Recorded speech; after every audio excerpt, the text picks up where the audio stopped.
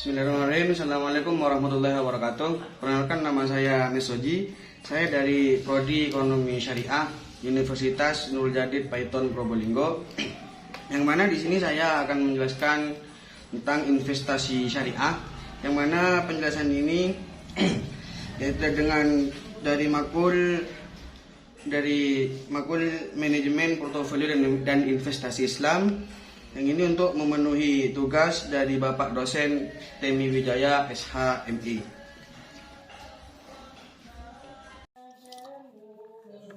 Baik, di sini saya jelaskan tentang investasi syariah. Yang mana investasi syariah di sini yaitu lanjut ke kita langsung bahas di sini ya. Yang pertama yaitu mengapa kita harus patuh kepada syariah.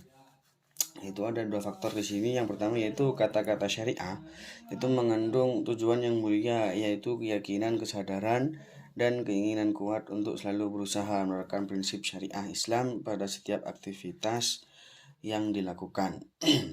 Yang kedua, aktivitas bisnis yang dilakukan dengan landasan kepatuhan pada prinsip syariah insya Allah akan mendapatkan keuntungan, profit, kesuksesan, dan keselamatan dunia dan akhirat. Untuk pembahasan yang ini adalah apa ya? Dalam Islam itu, dalam berinvestasi itu urutnya seperti ini. Dan itu selanjutnya yaitu akibat pelanggaran prinsip syariah.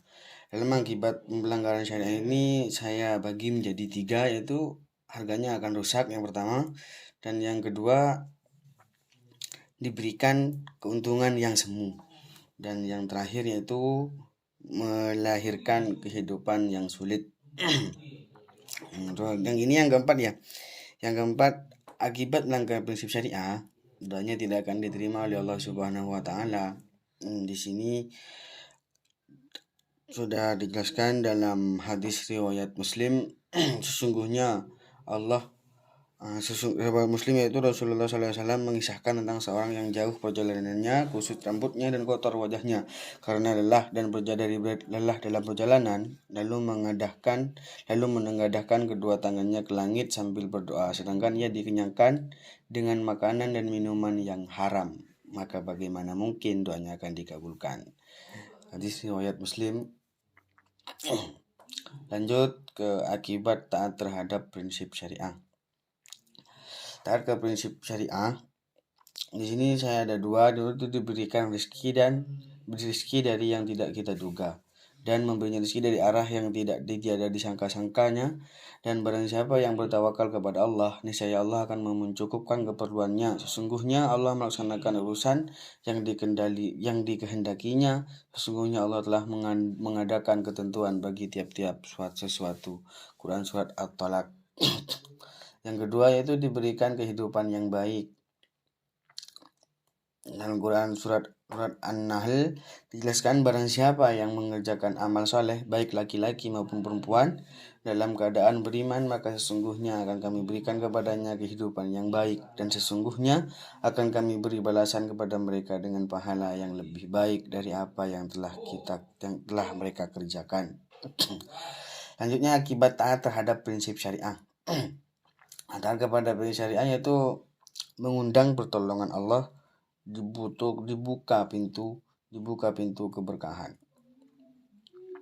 Lanjut ke slide selanjutnya, sulitkah menjalankan prinsip syariah dalam bisnis?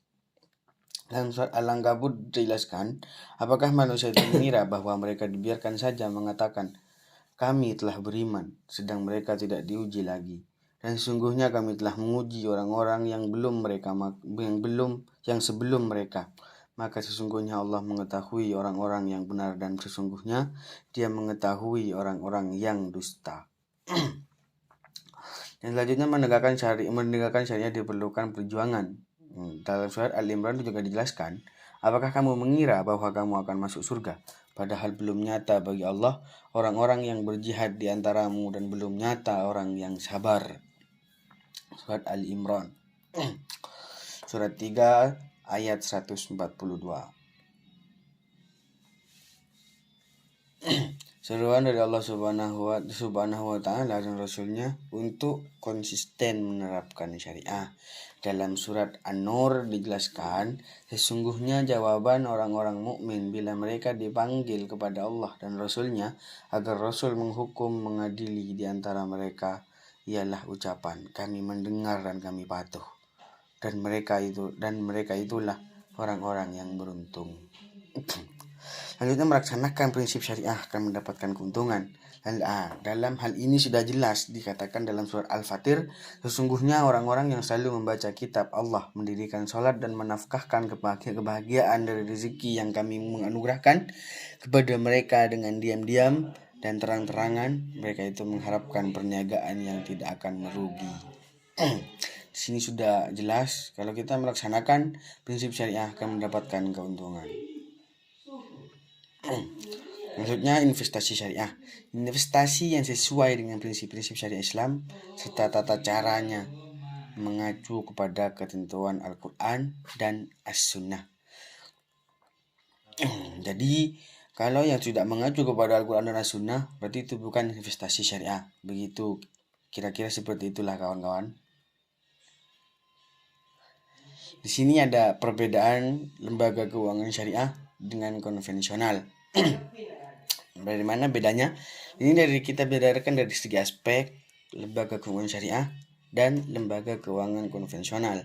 Yang dari aspek adalah akad dan legalitas hukum dan dari lembaga hukum Islam dan hukum positif, itu yang dari syariah. Terus yang perbedaannya dengan konvensional itu adalah hukum positif.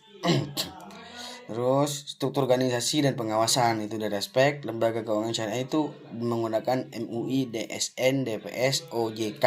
Nah, sedangkan konvensional hanya menggunakan OJK saja.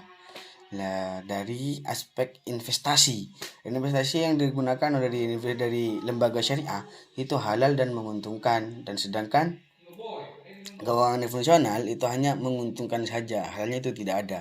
Itu yang di konvensional. Nah, terus dari aspek prinsip operasional. Dari prinsip operasional itu dari lembaga syariah itu dibagi menjadi titipan, bagi hasil, jual beli, sewa, jaminan, dan pinjaman. Nah, itu yang dari keuangan syariah. Dan jadi keuangan konvensional itu hanya pinjaman pangkat bunga. Itu bedanya sudah jelas kan ya. Dan terus dari aspek tujuan. Dari aspek tujuan itu dari lembaga keuangan syariah itu tujuannya untuk profit dan falah dan oriented ya, dan ini dari lembaga konvensional hanya profit orientednya saja. Ya, dari aspek hubungan dengan nasabah.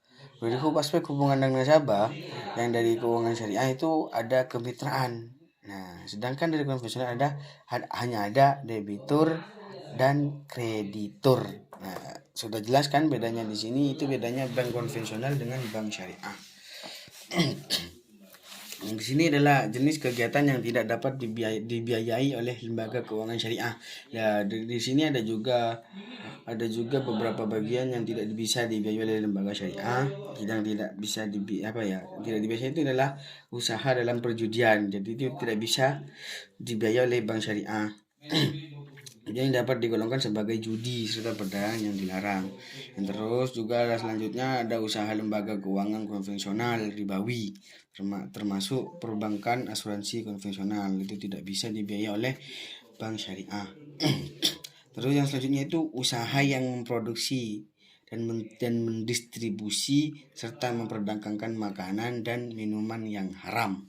Itu juga tidak bisa. Dan juga usaha yang memproduksi, mendistribusi dan atau menyediakan barang-barang ataupun jasa yang merusak moral dan bersifat mudarat. Di sini barang-barang yang diinvestasikan atau barang-barang yang dijual belikan itu haram dan tidak mengacu kepada Al-Quran dan hadis, itu tidak bisa dibiayai oleh bank syariah. Begitu juga selanjutnya seperti apa. Intinya yang dilarang oleh Al-Quran dan hadis itu tidak bisa. Di sini produk syariah ya. Produk syariah itu ada produk syariah itu meliputi dari dana, investasi dan pembiayaan dan jasa. Yang dari dana di sini ada giro atau wadiah, tabungan mudharabah, deposito mudharabah, mudharabah, badan mutalakoh, mudharabah, dan muqayyadah itu masuk di produksi yang syariah yang dana. Dan terus produksi yang syariah yang investasi pembiayaan itu ada murabahah, mudharabah, musyarakah, ijarah, salam dan istisna. Sedangkan dari produk syariah yang jasa itu ada wakalah, kafalah, qard, hafalah, syaf dan rohan. Itu yang dari produksi syariah. Nah, sekian dari saya, mungkin hanya ini yang bisa kami sampaikan. Billahi taufik wal hidayah, waridha wal hinayah. Assalamualaikum warahmatullahi wabarakatuh.